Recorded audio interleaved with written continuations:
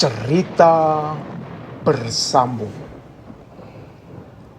Pendekar dari Puncak Merapi. Part 6. Karangan Ki Kusumo. Setelah menikmati hidangan makan siang, beberapa saat kemudian Pandu pun mohon diri untuk kembali ke rumah. Khawatir orang tuanya akan cemas bila ia tidak segera pulang. Pandu berjanji untuk datang bertemu Bopo Jati untuk belajar kawruh urip yang masih perlu dipelajari lebih mendalam.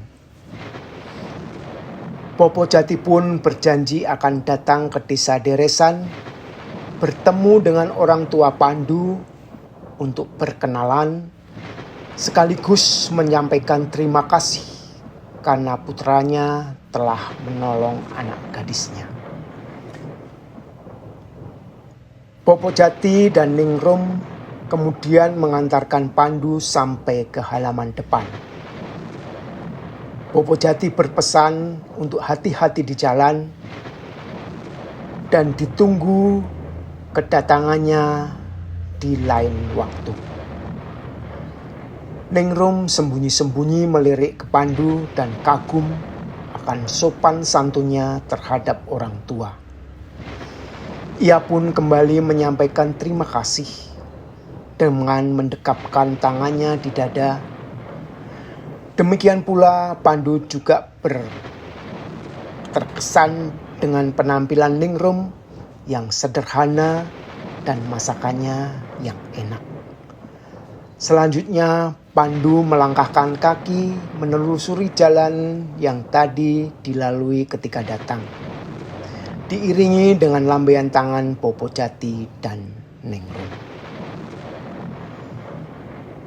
Sementara itu, kedua kakak Ningrum yang sedang bekerja di ladang, yaitu Jati Prakulo dan Jati Pranowo, menunggu ransum makanan yang biasa dikirim Ningrum.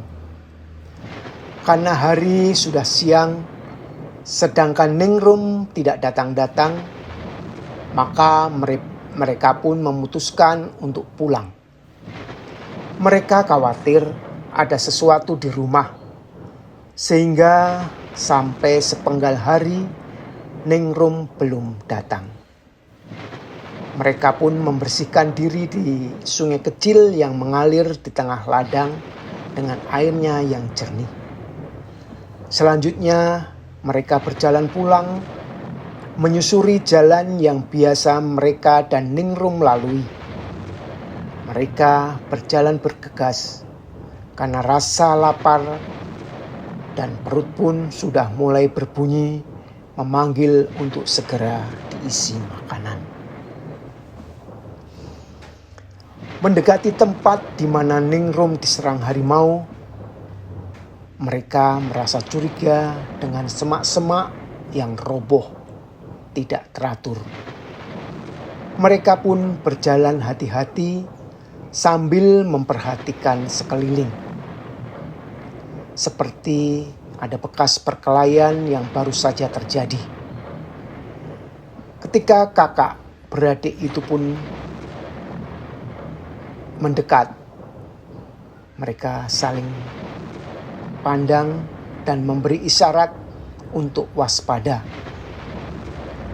Setelah mendekati semak yang hampir roboh semua, mereka terkejut melihat seekor harimau belang terkapar di tengah-tengah.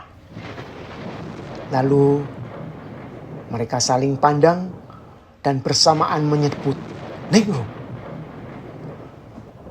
Mereka pun jadi khawatir dengan adik wanita satu-satunya yang setiap harinya jalan melalui daerah ini.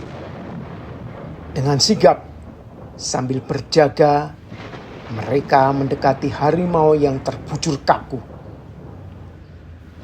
Jati Prakulo menyorongkan kaki, menggoyang bangkai harimau, khawatir kalau masih hidup.